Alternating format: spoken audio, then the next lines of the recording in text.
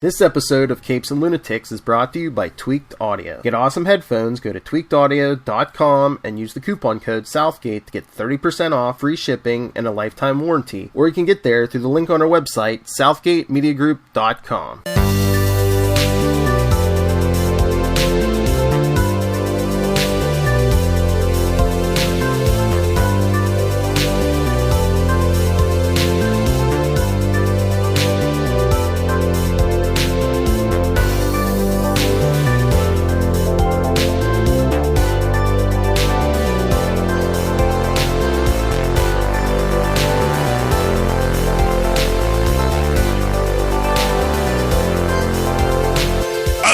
Me hearties, and welcome once again to Full Stream Ahead.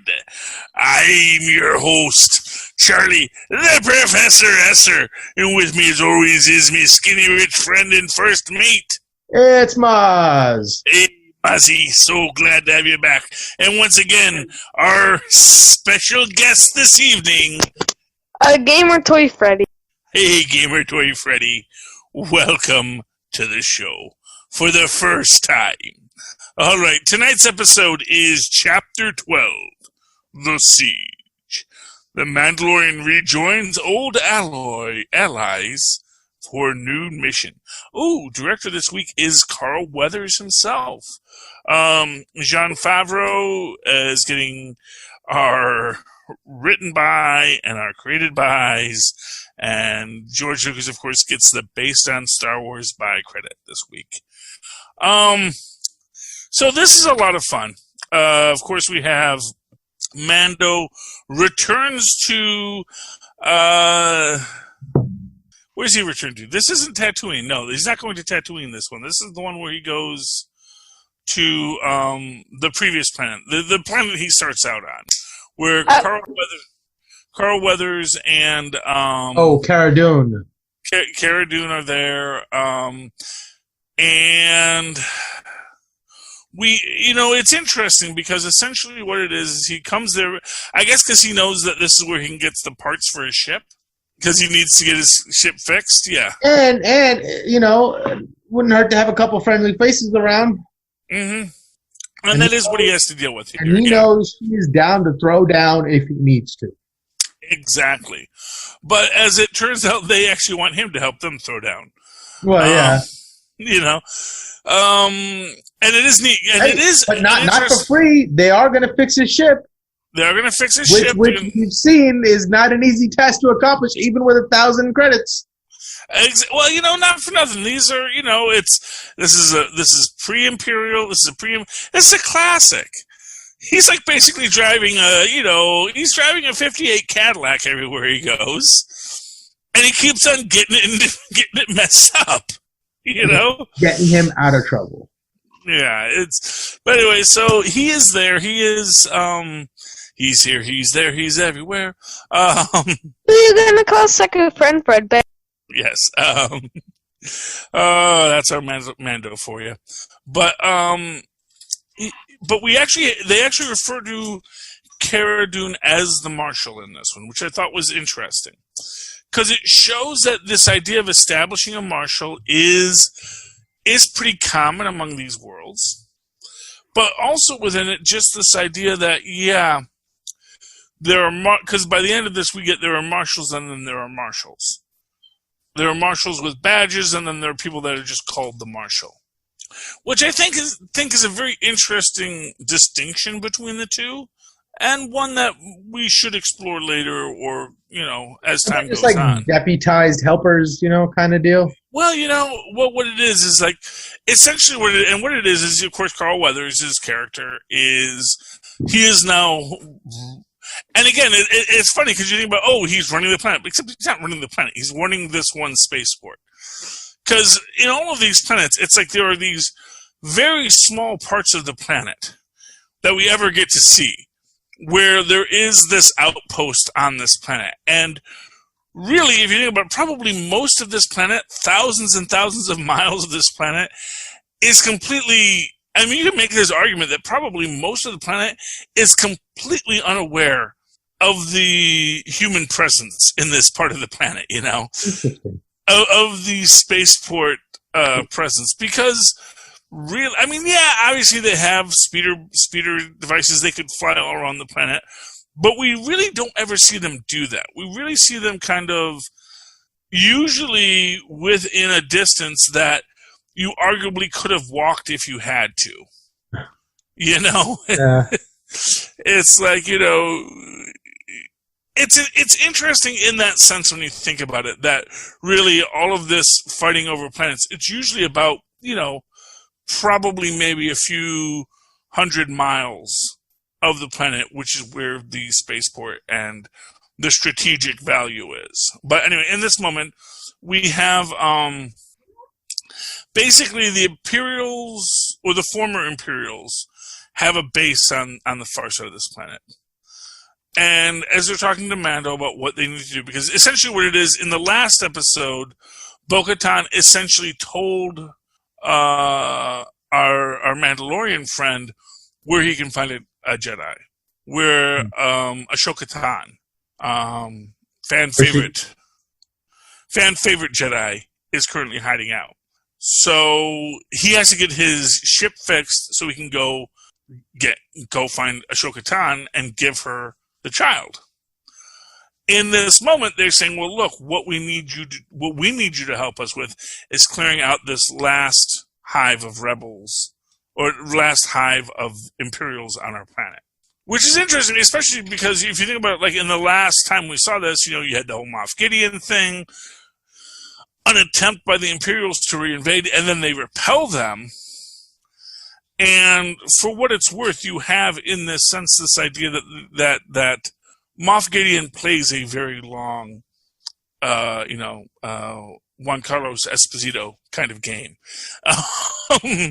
His character very much is not about, just attacking until he wins. He knows what he's doing. He knows how to move the pieces slowly on the board, because it's not a sprint, it's a marathon, you know. And they agree, and we get to see our little blue guy back, who was fun. From the first season. Yeah, who is basically working off his bounty. 450 years of community service. How long does he live? Yeah. Well, is the point that they're making that he'll never stop, or is the point that they're making that this species might live for way longer than that? So that is a reasonable sentence to hand down to somebody. It's an interesting question. Although I think they make it so high so they can periodically knock time off of his sentence. Fair enough. Yeah. We're going to take 100 years off your sentence. You know, but it would help me understand what that really means for him. If you take 100 years off, is 250 years still a pointless amount of time? Well, I imagine within the context of it, he is a being who was on the run before.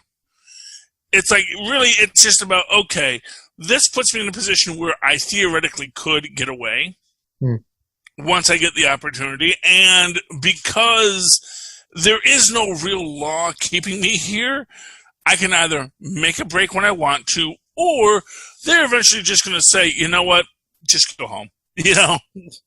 We're tired. Or it's like, well, at least I'm out and I can make a life for myself here, And that's another aspect of it. It's like, I'm my own species, and, I can be here. At least I can call my mom on Life Day, all those kind of things. Right. I can't be there, but at least I can call her from here, and all these sorts of things that, there's a lot that maybe goes into it. And it's basically he's been sentenced to a lifetime of community service. But, maybe that isn't as horrifying as it seems. But they make him drive them in his speeder, which is also, I thought, that he has a speeder. So it's like, for whatever else it's worth, this guy clearly has assets hidden around. This guy is clearly playing a lot of games the whole time, And because he gets very upset when his speeder eventually does have a bad moment. And he's feels put out that he is being made to be a part of the raiding party. And but he's almost treated like the expendable infantry. Well, it's like, well, yeah. I mean, here's a fun little note I made about this, that I really feel like the first season was the Magnificent Seven. I really feel the second season is going to be the Dirty Dozen. That's the take they're going to be going with, where we're going to have a lot of these people that are maybe lesser, much more morally questionable characters, but they're all going to be brought together because we need the morally questionable characters to do the morally questionable things. And in this moment, he is definitely being drug along, but it's also, and I also think it's that real fact. Like, if we don't take him along, he's just going to leave. It's like we can either freeze you back in carbonite, and I love the fact that he says, "Yeah, I still can't see out of this eye." Great reference to carbonite blindness. It's a real condition. Always have a professional unthaw you from carbonite, kids. Is that just a function of somebody not thawing you properly, or is that a function of the carbonite freezing itself? Well, I believe the carbonite freezing can damage your eyes, but if you're thawed properly, I guess it will not cause permanent blindness. But if you are thawed improperly, based on what we've seen in some books about it and other non-officially canon sources, that problems in the thawing process can cause optical damage. So it's like fugu. Yeah. Although arguably, maybe they can give you a new eye too. Fair enough. I mean, yeah.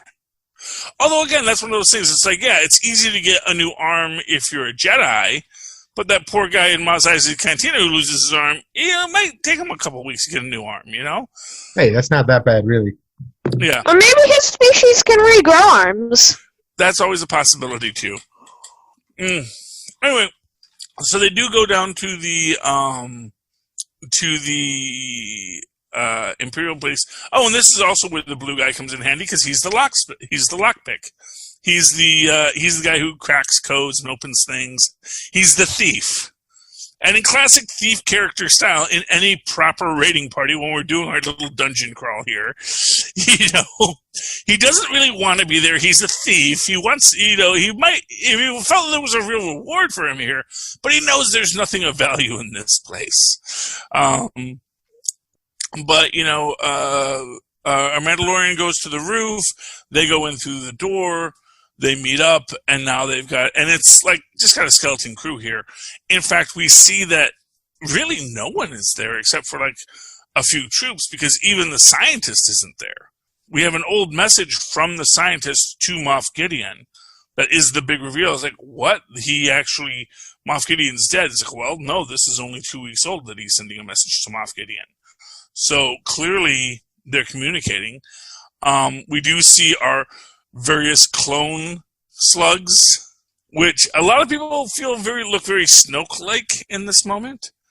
That could be how Snoke was made, because maybe Moff Gideon isn't the one asking. Maybe it's Emperor Palpatine, because we know he survived. Spoiler alert for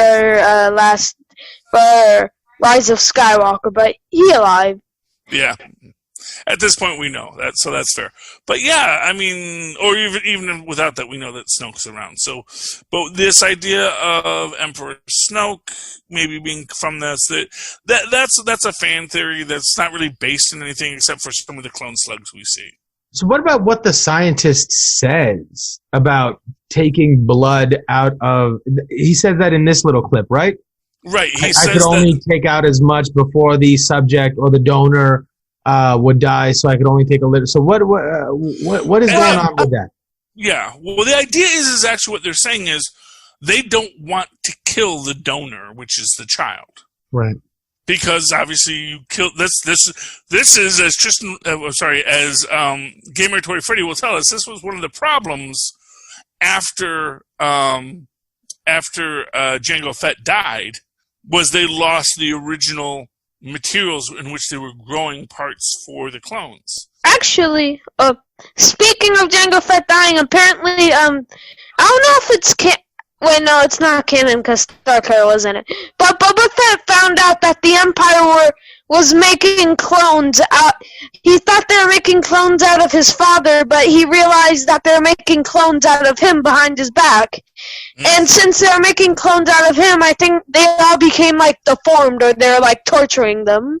Yeah, but that's the idea, is that what they want is they want to use the child as the donor for whatever they're creating, because they want it to have that midichlorian count. Can't they just clone, things that... Couldn't they have cloned Baby Yoda? Well, but the thing is, you can... In the cloning process as it exists, you need the original living donor. Uh-huh. If you make a clone of a clone, it breaks down.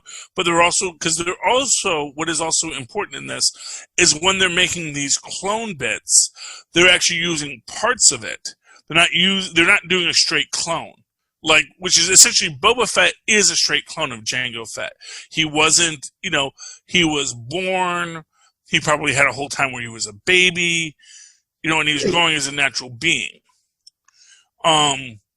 But for what they're doing is they're trying to manufacture a fully grown being, and they just want to use parts of it. So they want to essentially use Baby Yoda DNA mixed in with clone trooper DNA, mixed in with anything else to create a super clone trooper that's going to be... Because... Yeah, when we get to the end of this, we actually see, when we see all the lines there of what seemed to be cybernetically enhanced clone troopers or whatever they are, When we get to yeah. I don't know if this is true, but in my opinion, I think that these might be a form of purge troopers, or maybe they might be dark troopers, I don't know. Mm-hmm. But it's just my opinion, I don't know if this is all true. It's a fair opinion, Gamer Toy Freddy. And I do think that may be, what it is, and this is one of the most interesting things about The Mandalorian, and about, the entire Disney purchase, and what became Star Wars Legends. Because everyone got mad, because everyone said, Disney said all these things don't exist anymore. And like always is the case, that's not what they said. What they said was these things weren't canon, they were legend. Which means they were effectively apocryphal, like the apocryphal Gospels, or any apocryphal story, which is any religious story that you will come across that isn't in the main canon. So when you think about things like, the apocryphal Gospel of Peter, or any of the stories of Jesus as a teenager. All these things, these are called the Apocrypha because they aren't a part of the central canon of biblical doctrine, whether you're using, Catholic... But they're accepted as truth? Well, no, what they are... What it is it is not a statement that they are false. So it's kind of like George Washington chopping down the cherry tree. Yeah, like that. So whether or not something like that ever happened, the point. It's not the point. It's what is the lesson that you learn from it. And in this case, what it is saying is that there's a lot of things that could be canon, but we haven't made them canon yet. So right now they're just legends, which means you can say that, and you can use that as a legend and as a basis for your theories, because all of our writers are going to be doing that too. Right, and if your idea is good enough, perhaps we will canonize it. So use that as an open door to create. Exactly. I'll just give my example. The legends are like things that are not proven true until Disney decides to make them proven true. So right now they're just legends, but for all we know, but the Empire could have been making clones of Boba Fett behind his back. Exactly. It'll just take somebody industrious and a good storyteller like Jon Favreau to come along and say, hey, I've got a good way to actually tell the story. And they'll be like, yeah, you know what? Let's canonize that. Well, exactly. And that's what we're seeing with a lot of what Jon Favreau is doing, is he's bringing a lot of stuff that was fan favorite into canon. And that's the whole idea, is that he is bringing this stuff into canon, making it the reality, the Rebels universe, and really the Rebels universe and the Clone Wars universe were always canon, arguably, but it has more girth now because it is live action. So we get a lot of fun. One of the things I love about this is when we actually see that all of the hovering technology is literally a hovering technology. You can, like a speeder bike, you can jump it off something, but you can't fly. It's not a flight thing. It's going to go down. And then we also see basically, sadly, the guys on the speeder bikes just crashing into each other, which again shows you this idea that, maybe these are not the best. Maybe they're not getting the best recruits, The Empire really, and that's what I've always said about the Empire, is that the biggest problem with the Empire is that they want to have this fascistic control, which means they need lots and lots of cannon fodder troop, which means that their troops are going to become really, really watered down. Yeah, and their armor is not even made to withstand anything. We cheaped out on the manufacturer with that one. It was supposed to. Government contract, man, lowest bidder. It was supposed to be blaster proof, but when it actually works, it does break and cause internal bleeding, which still has you die. Yeah, it's not. But that's the thing, because they needed boots on the ground, and when you need boots on the ground, you're going to have people that aren't the best at what they do. You may get some people that are really good at what they do, and they're the guys that survive.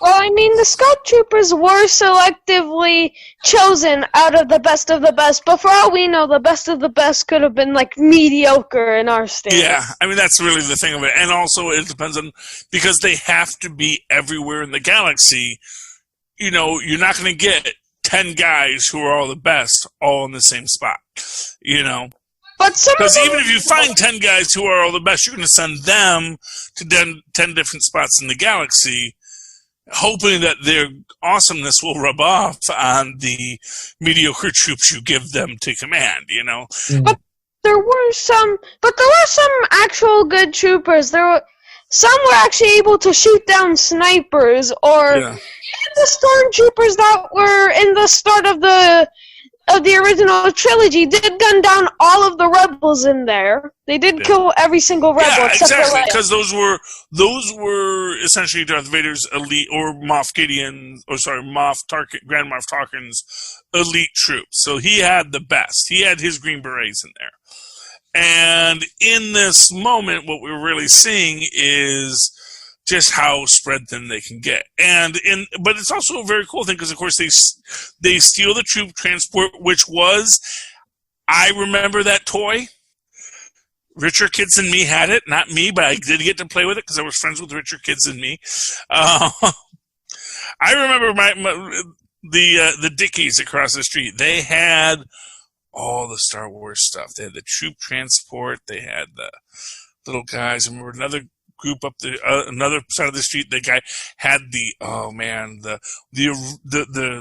Han Solo blaster pistol that that you could hold, and it was a blaster.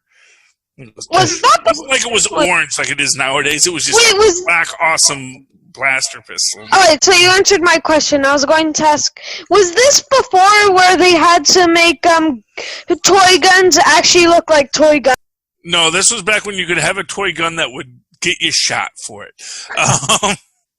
Although, to be fair, that's still the case. It's like, I don't know it's like, why do we even bother to make them orange now? Because you're still shooting kids with toy guns for some reason. So, anyway, moving right along from there. But but that troop transport, that's a really cool toy. It's got the gunner's seat, and we get Carl Weathers in the gunner's seat just shooting, and it's really awesome. And they're trying to run because, of course, Mando takes the speeder bike to get the the Razor Crest so that he can give the air support. And we actually get this great dogfight scene that is just amazing. An amazing dogfight scene. And we see the child's in there. It's a roller coaster. He's like, yeah! And then he throws up the cookies. Also, fun fact, apparently those cookies, there's this YouTuber who made actual versions of those cookies, and he was told by the creator that they were actually a blue raspberry flavored. Oh, that's interesting. I can imagine that. Of course, I don't know what blue milk tastes like, but maybe it is kind of a blue raspberry flavor. Because they were clearly a blue milk macaroon that, freaking Baby Yoda just steals from people. Yeah, I'm surprised. Give me your cookies. You do not Retaliate. want cookies. You want to give me your cookies. Also, I don't think we stated this, but just to let anyone know, I don't think we stated this. I wasn't really paying attention, but a stormtrooper did fall in lava. Yeah. A lot of stormtroopers fell in lava. A lot of people fell in lava in this one because they blew up the lava pit. But hey, got rid of that last vestige of an abandoned Imperial base. So it's like clearly that's the thing, and that's where it becomes kind of telling that the scientist is not at that base anymore. That basically it was just being kept active. That they've already pulled everything out of it that they wanted from it. Because they knew he would arrive? Well, no, actually, I don't even think I think they had plans for it because clearly, at the end, we find out that the mechanic who gets put in charge of fixing the ship actually put a tracer on there because he was on the take for Moff Gideon. He looked shifty right from the get-go. Yeah, that's what Gamer Toy Freddy said. Is that he looked very shifty right from the get go. So that is a telling aspect of the story. Oh, okay. But anyway, by the end of this, our ragtag heroes have claimed the planet. They've gotten rid of the last Imperial stronghold. Mando, of course, we get the cute thing with the child throwing up the cookies he just ate after going on the roller coaster ride, and you get that line, I gotta do some internal maintenance up here. But in that moment, we get a very nice, he flies off, and then we see those cops from the previous episode come back. Actually, I think it's been the same. I think that gray-haired Asian guy, he's been the same cop who's been following him around. I think that was the cop when they blew up the criminals. I think he was the cop who pulls them over, and now he's the cop who's showing up here. It's like, yeah, I see you had a Razor Crest here. They're like, the droids don't know what they're talking about. Those droids, they don't know a Razor Crest from a slave one, quite frankly. And your camera's on, Gamer Toy Freddy. Oh, no, he's trying to show us something. Oh, he's got trying a little to Yoda there. He's trying to show his. These are from the Advent calendar. Ah. And he's got his crystal Yoda. He's got Commander Cody. That's either a Wookiee or Mr. Hanky the Christmas Pooh. Is that a Wookiee? It's a Wookiee. All right. It's a Wookiee with a Santa hat? Yes, it is. Sorry, a Life Day hat. My face wasn't shown. Did you guys see my face? No one saw your face, Gamer Toy Freddy. We can see your face, Freddy. Yeah, we can see that face. You're wearing VR goggles. Why does an animatronic need VR goggles? Look, Lumix made it. They wanted some really cool skins for the characters. It doesn't matter if it makes sense. Fair enough. Anyway. I think it's more meant to mess with your head than it is providing any functionality for our friendly teddy bear. I don't think it even works for him. I think it just obscures his vision way more. Yeah, but since he's a robot, he could have like little cameras and sensors everywhere. He might be perceiving the world in infrared, and he might not even need regular eyes to see regular vision, So that might just be to fool you into thinking that maybe he can't see you, so you feel a little sense of security, but he's watching you the whole time. Yeah. There actually is a little bit of a white a yellow line, so maybe that's all he sees. Exactly. Oh, but anyway, but the cop does come back, and the cop basically gives Cara Dune the badge to say, hey, you know, if you guys want to be, and basically gives her the whole speech like, look, we can only do this if you guys want to be a part of this. And like, you're doing the job anyway. Yeah, but gives her which is kind of cool that he like probably has like a box of marshal badges. Just give these out when you get there. If you see someone who's like seems like they're worthy of being a marshal, give them a badge. Hey, that's how you build these things. Yeah, well, I mean, for real, that is. You know, you got to go out there, you got to find the people, and then, you know, and for what it's worth, it's that whole thing with like, you know, they don't got time to help you fix your ship, man. We are a skeleton crew too. We've got the entire outer rim to patrol. You know. Yeah, I mean, like, hey, we just saved your behinds, and now we could stay here and fix your ship, or we can go save someone else's behinds. Exactly, and that I'm sure is their perspective. That's because everyone has a perspective. You know, that's the truth of it. Is that there is not just one answer. And nobody owes you anything, and you should be grateful for what you do get. There you go. There you go. That's the moral of the story. Just be grateful for what you have, you ungrateful person. Yes. All right. So, any final thoughts on tonight's episode, gang? Did we go over that one mechanic was a spy? Did we go over that? We did mention that, yes. I was not paying attention. I am not a good podcaster. That's okay. That's okay, Gamer Toy Freddy. We love you anyway. Mozz, any final thoughts tonight? No, I'm loving where this season is going. Honestly, this season has been great. This series is great. It's just great all around. I want to see Cobb Vanth back. I'm sorry, wait, what? I want to see Cobb Vanth back.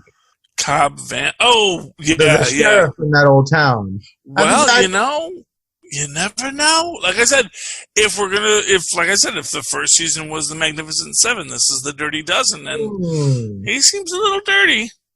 Especially now that he don't got his armor no more. It doesn't have his Durasteel.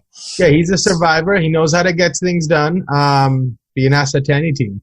Yeah, you know, I mean, I'm certain we're going to go back to Tatooine at some point because there's just too many great characters there. Yeah, that'd be great if we can get all those characters together for a final battle. It's like Avengers Assemble, you know? Well, I don't know how many episodes are in this season. I mean, this is episode 4. We might only be in an 8-episode season, which is like, you're killing me, but right. You're killing me, Favreau. You're killing me. Especially if you have the confidence to release the first 3 all together. And then only have a couple weeks of enjoyment left. Yeah, but, you know, it is what it is. We live in the world as it is. In the meantime, hey, kids, I don't know when you're hearing this story. Probably all the last holidays have passed, but you know what might even be coming up soon? Valentine's Day, sweetest day, Inauguration Day, my birthday. Or maybe sometimes you can just be lonely on Valentine's Day. Well, yes, that happens too. But my point is that if you have a loved one that you want to give a gift to, go look for the Capes and Lunatics gift guide and find all the wonderful things that you can find for them there. Or just treat yourself. Maybe you deserve a gift. Maybe you deserve a gift just this once. You know what would make a great gift for yourself? Some Tweaked Audio headsets. They're fine quality headsets that you can get at tweakedaudio.com. They're beautiful sound, everything great. You might want to look into that. And here's the thing. You can use a coupon code for that called Southgate. Write in Southgate as the coupon code. You'll get a discount. Then go over to hunterkiller.com. Get the Hunter Killer package, which is just a fun escape room delivered to your house. Use that code again. Get another discount. Same code. Get the same discount. It's awesome. Likewise, why don't you go down to our show notes, click that Amazon link. It's going to cost you nothing, but if you go to Amazon from our location, we get something from that, and you get to buy whatever the heck you want from Amazon, including Pod Life, the book, the book written by the Southgate Media Group family, for you, so you understand why people podcast, how they podcast, and what it means to be a podcaster. So many presents, so little time. Yes, it's available in a hard physical media edition as well as an ethereal digital edition, both of which can be yours for mere shekels. In the meantime, Gamer Toy Freddy, if someone would like to contact you or see what you do, what's your social medias? You could go to my YouTube channel, Toxin Gamer 13. I might not post that often, but I hope you do enjoy, and I might be doing some more Five Nights at Freddy's AR videos. Very good. And my first mate, Monsieur Mozz, how can people find you? Oh, they can email me at mozzmanzor@gmail.com or find me on Facebook under Mozz Manzor. That's MOZZMANZOOR. And for those of you who are watching us on YouTube with the video right now, you just saw Mozz's knuckle tattoos, showing you what a tough guy Mozz is. You see a guy with knuckle tattoos, you don't mess with him. You just back away. That's like when you see someone wearing Mandalorian armor, you go, oh, my bad, sir. My bad. Anyway, if you'd like to write to me in that old-fashioned email way where Mozz and Poz once did, you can do so at superconnectivityblog@gmail.com. That's superconnectivityblog, all one word, @gmail.com. And, of course, why don't y'all follow me on the Twitter? Because I live tweet things sometimes, like DuckTales, a woohoo in its final season. If he remembers. If I remember to, at Charlie Hesser. That's CHARLIESSER. Look for the 2 E's in the middle. For what? Quality! Darn it, I couldn't jinx you. Yeah. There we go. Thank you, Gamer Toy Freddy. Thank you, Mozz, for all the help on my grand logo. All right, me hearties. You have sailed with us once again on the streams of the internets to watch these shows with us. Please come again next week for exciting adventure again on Full Stream Ahead. Arr.